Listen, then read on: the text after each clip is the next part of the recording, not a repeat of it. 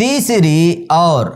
چوتھی رکعت بھری پڑھیں یا خالی پڑھیں؟ مطلب یہ ہے ظہر کی نماز، عصر کی نماز، مغرب کی نماز، عشاء کی نماز ہے۔ اب ہم لوگ یہی جانتے ہیں کہ شروع کی جو 2 رکعتیں ہیں ان میں سورہ فاتحہ کے ساتھ اور کوئی سورت بھی پڑھیں گے، آخر کی جو 2 رکعتیں ہیں ان میں صرف سورہ فاتحہ پڑھنا ہے۔ اب اگر کوئی شخص آخر کی 2 رکعتوں میں سورہ فاتحہ کے ساتھ کوئی اور سورت پڑھ لیتا ہے تو اس کا یہ پڑھنا صحیح اور درست ہوگا یا نہیں؟ یعنی 4 رکعتوں میں اس نے سورہ فاتحہ کے ساتھ کسی دوسری سورت کا بھی اضافہ کر لیا، مثلا سورہ فاتحہ کے بعد قل هو اللہ احد پڑھ لی اس نے، اور یا انا اعطینا پڑھ لیا اس نے آخر کی جو 2 رکعتیں ہیں، تو یہ صحیح اور درست ہے نہیں۔ جواب یہ ہے کہ یہ عمل صحیح اور درست ہے۔ اگر کوئی انسان ایسا کرتا کبھی کبھار تو اس میں کوئی حرج نہیں ہے۔ سب سے پہلے آپ یہ سمجھیں کہ اللہ کے رسول صلی اللہ علیہ وسلم کا اکثر معمول کیا تھا۔ آپ کا اکثر معمول یہ تھا کہ شروع کی 2 رکعتوں میں آپ سورہ فاتحہ کے ساتھ اور کوئی سورت پڑھتے اور آخر کی 2 رکعتوں میں صرف سورہ فاتحہ پڑھا کرتے تھے۔ دیکھیے ایک حدیث ہے صحیح بخاری کے اندر، حدیث نمبر ہے 776، کہتے ہیں راوی ہیں ابو قتادہ رضی اللہ تعالیٰ عنہ ان النبی صلی اللہ علیہ وسلم کان یقرأ فی الظہر فی الاولیین بِأُمِّ الْكِتَابِ وَسُورَتَيْن۔ ابو قتادہ رضی اللہ تعالیٰ عنہ کی روایت ہے، صحیح بخاری حدیث نمبر 776 میں اللہ کے رسول صلی اللہ علیہ وسلم ظہر کی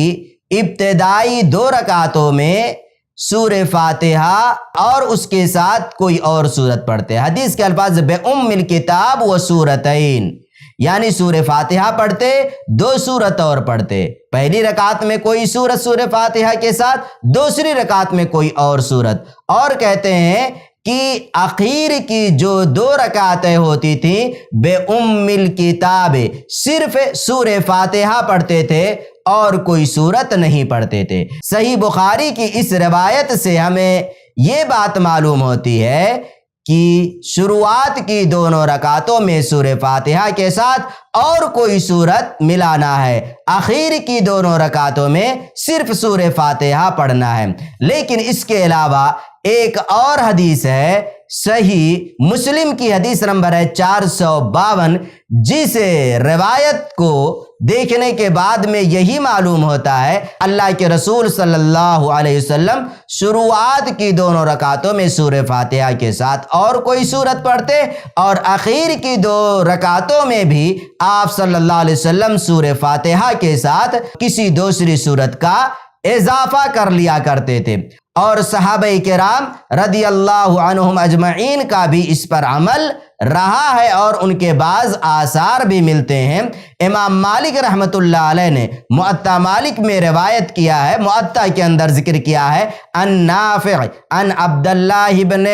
عمر کان اذا صلی وحدہ یقرأ فی الاربع جمیعا فی کل رکعت بأم القرآن وسورۃ من القرآن، کہ عبداللہ بن عمر رضی اللہ تعالیٰ عنہ جب تنہا نماز پڑھتے تو 4 رکعتوں میں سورہ فاتحہ اور سورہ فاتحہ کے ساتھ میں کوئی اور سورت ملا لیتے یا قرآن کا کچھ حصہ پڑھ لیتے۔ خلاصے گفتگو یہ ہے کہ صحیح بخاری، صحیح مسلم اور موطا امام مالک کی روایت کے مطابق اگر کوئی شخص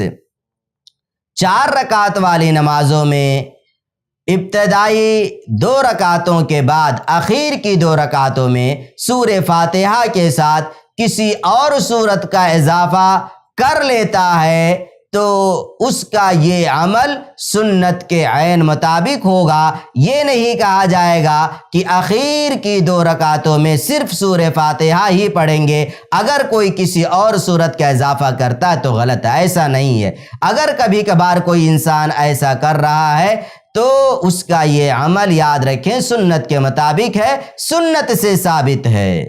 ایسے ہی فائدہ مند اسلامک ویڈیوز دیکھنے اور منہج سلف پر کتاب و سنت کی تعلیمات کو عام کرنے میں ہمارا تعاون کرے، تاکہ آپ کے لیے ذریعہ نجات، جنت کے حصول کا سبب، ساتھ ہی مال میں برکت و اضافے کا ذریعہ بھی بنے۔ آمین۔ جزاک اللہ خیرن۔